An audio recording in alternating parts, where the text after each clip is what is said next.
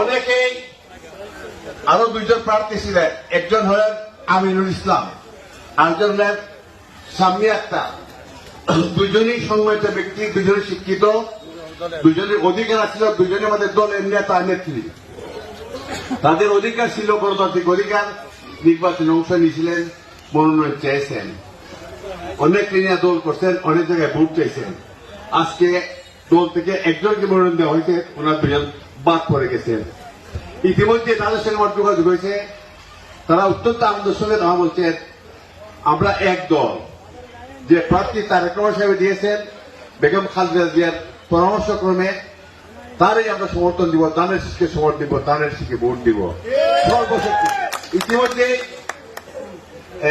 আমিনুল ইসলাম এবং সাম্মী আক্তারের সঙ্গে আমার টেলিফোনে কথা হয়েছে, ওনারা আমার অভিনন্দন জানাইছেন, ধন্যবাদ জানাইছেন। আমি যে টেলিফোন করছি, প্রতিশ্রুতি দিয়েছেন আমরা সব এক মিলে মিশে দানের